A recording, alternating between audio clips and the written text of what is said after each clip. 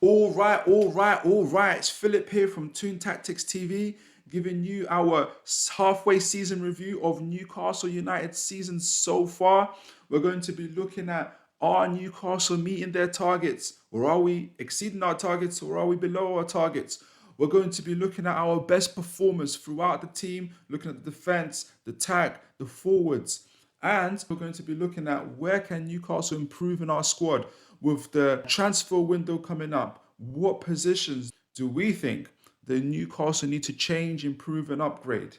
And for this video, we have some special guests from the Newcastle United content creating world. We have Daz from the Loaded Mag. We have Baz from Through Black and White Eyes. And we have Strasbourg Steve, a presenter for NFTV. So guys, this is going to be an incredible video. Make sure you share, like, and subscribe. But first of all, sit back, relax, and enjoy this video. All right, so let's take a deeper look at Newcastle's performances this year. All right, so you're comparing where Newcastle were to the 2023 season after 19 games.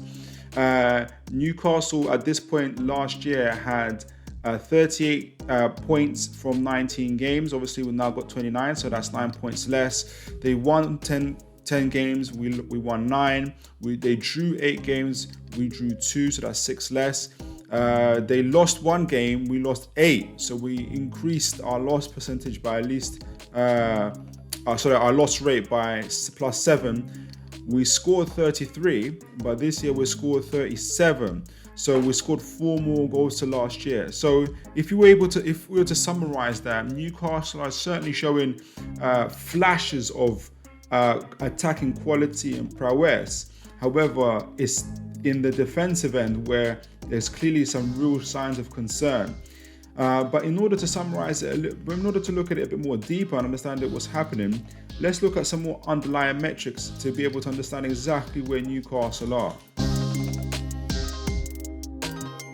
So let's look at the underlying statistics in the league using FOTMob.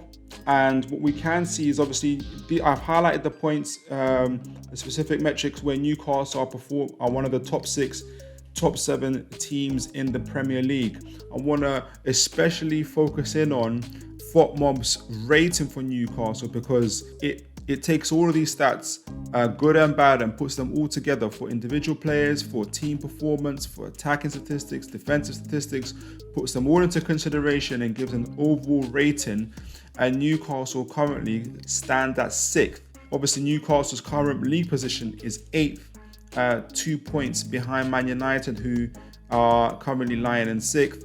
And had Newcastle won their game, obviously Nottingham Forest, that's where they will be. However, I think there is an argument, or at least a suggestion to make, that Newcastle are underperforming by at least 2 Premier League places, or by at least 2 points in the Premier League so far this season. So there is definitely room for improvement, and there's definitely hope to improve for Newcastle United. But let's look at the other underlying metrics that don't look so good for Newcastle.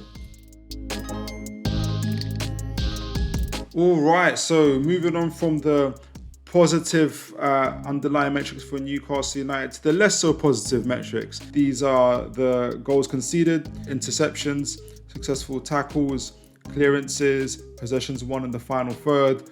All of these underlying metrics are in the bottom half. And looking at, for instance, possessions won in the final third, these, it points to me around physical fatigue, mental fatigue for Newcastle United. And as we know, intensity is our identity.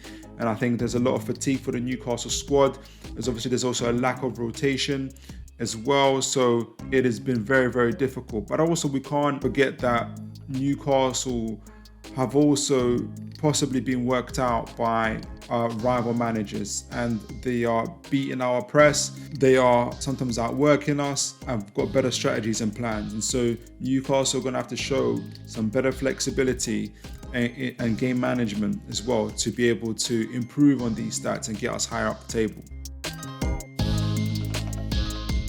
And in regards to further factors around Newcastle's underperformances in various metrics, there's an interesting article from The Athletic where they specifically talk about Newcastle's woeful away form, which is in the relegation zone in terms of if you look at the table for that. And some of the factors around that, the fact that a lot of these away games played after going into Europe. So again, the kind of physical, mental exertions in Europe, we weren't able to maintain that in those games. Spoke about squad rotation, the fact that Eddie Howe had to use up to 30 players this season, far more than any other manager in the Premier League. So again, makeshift defences, makeshift midfield, as well as striking force. So the team has never had that real cohesion, has played a part in Newcastle leaking goals. As we mentioned as well, the lack of squad rotation has played a factor. So these are reasons for Newcastle not performing as well. And if we are to improve, and I think we will improve going into the second half of the season, there'll be less games. There'll just be that Premier League and the FA Cup. I see Newcastle being able to improve on these metrics.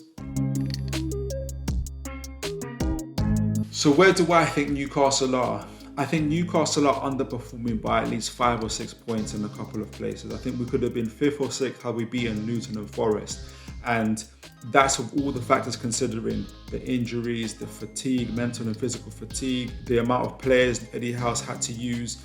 I think Newcastle have limited excuses in not having a better away form, and also being able to beat Luton and Nottingham Forest. That would have put us into a higher position in the table. At the same time, even though some might see that as a criticism, I think there's also that shows you that Newcastle underperforming shows you there's a lot of room for improvement.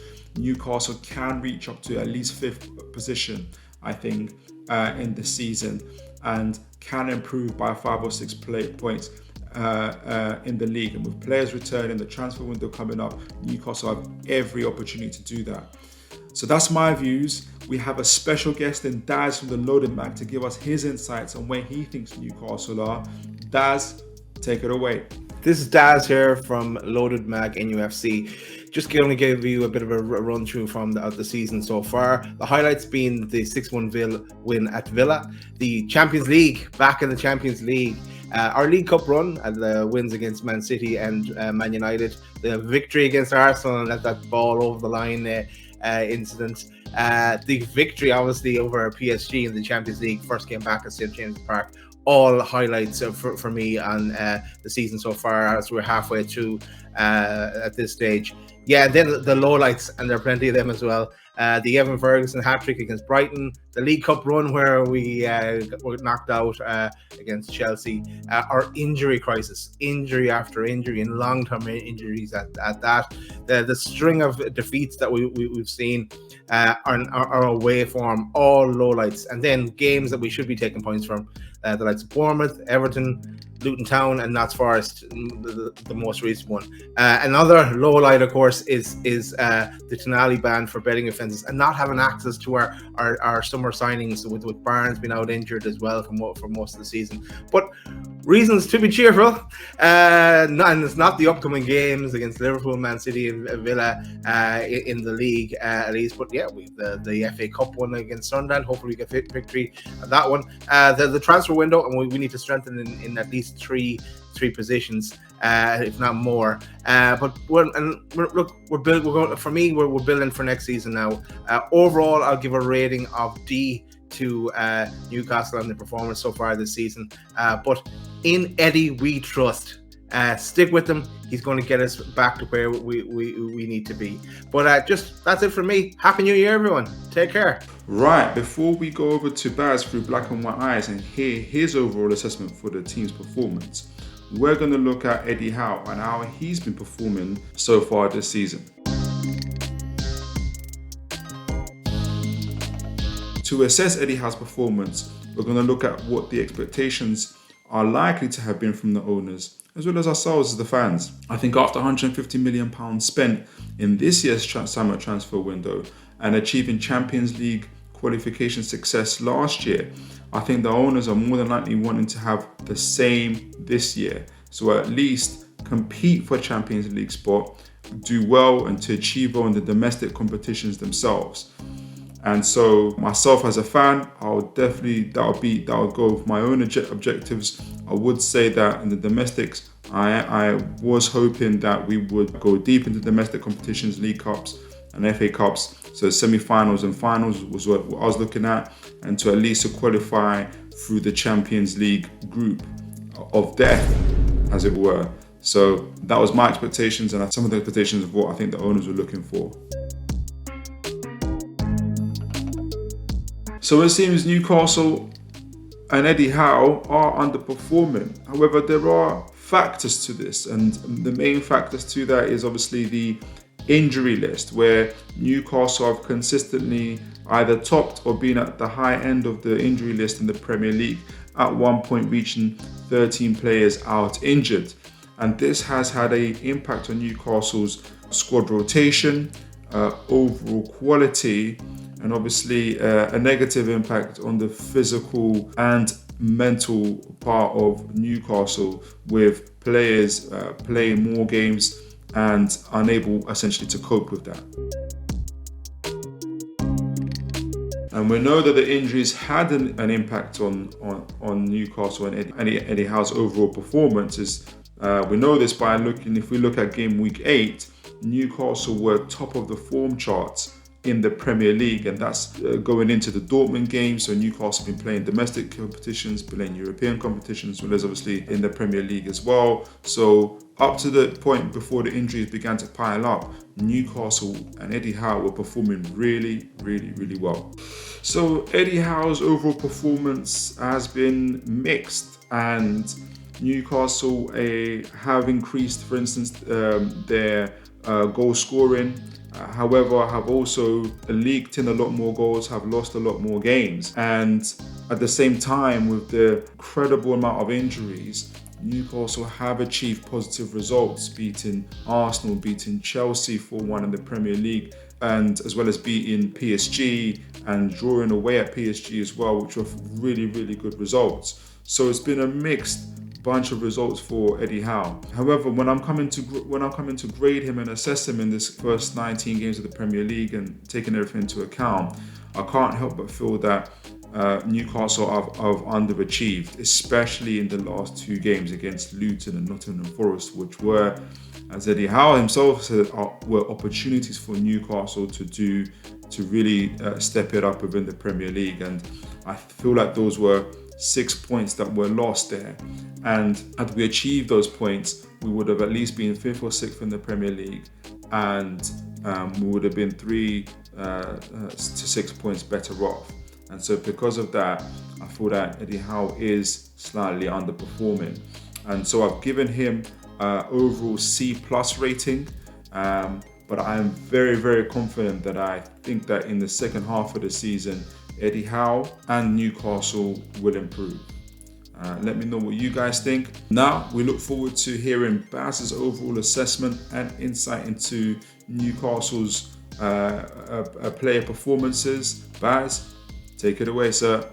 Hello everyone, this is my top performers of the season and how Eddie Howe has been doing this season as a manager, asked by Philipp to do. So in defence, I've gone with Fabian Schär. Stepped up massively, especially when Botman was out. He's made the Lascelles look fantastic, and the Lascelles has done really well himself. But Schär has been, the man that we've looked to be that rock at centre back, be the ball playing centre back that he is. And yeah, he's been fantastic. And massive shout out for Tino as well, fantastic. Midfield, we're going to have to go with Miley. Just his emergence has been absolutely phenomenal. Everyone else who's come out injured, he's stepped up and done an amazing job for us. Up front, no one's really shone this season, to be honest with you, but I suppose Wilson joining an elite club, becoming the 3rd most prolific goal scorer for Newcastle in the Premier League, deserves a massive shout out. And sum up the half of the season, we're only 4 points off what we had last season. I think Eddie Howe has had to deal with an unprecedented, 10, 11, 15 players out at a time. It's been absolutely horrendous, basically. So the job he's done is a miracle at times. Beating PSG was just superb. The atmosphere was unbelievable. Beating Chelsea, beating Man United, beating Arsenal at home. These games don't come around very often. So I'm pleased with how things are going. Could be better. Could, obviously, with all the injuries, it could be a lot worse. So I'm thankful and still hopeful of a second half of the season finishing very, very strong. Let's hope so. Thank you. Right, so before we go to Strasbourg Steve and hear his insights on where Newcastle should invest in this upcoming transfer window, let's get some context and review the previous transfer window to see where Newcastle were at. So, as you guys can see on the screen, I focused in on the first team purchases that Newcastle have made, and it was £153 million spent. And what is clear is that Tino Livramento is the outstanding purchase. He's been playing right back, he's been playing left back. He has received 2 Man of the Match awards in his the League Cup competitions for his heroics there.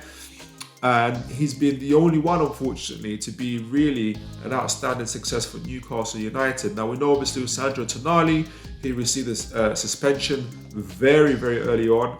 And this is a 10-month suspension. He won't be back until September, October. Harvey Barnes obviously was injured, had received a serious injury that won't see him return to Newcastle until January, February. Lewis Hall, for me, is the most disappointing.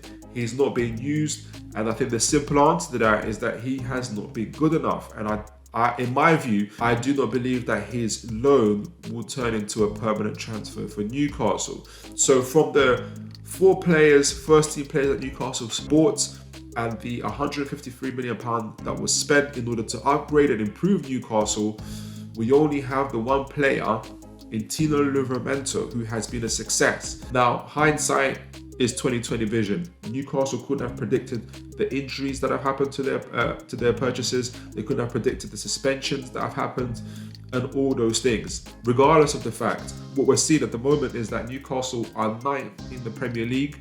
They've been knocked out of the League Cups. They've been knocked out of the Champions League.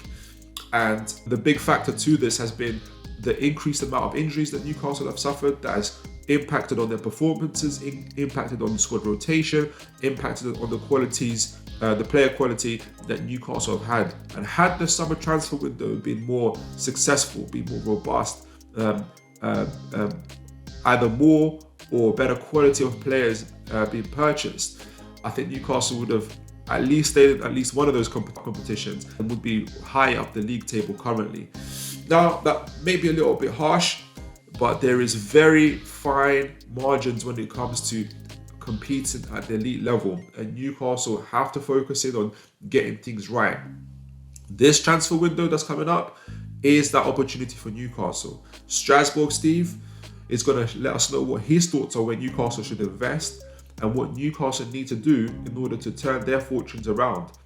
Strasbourg Steve, take it away, sir. Hey, what's up, guys? Strasbourg Steve here from Newcastle Fans TV.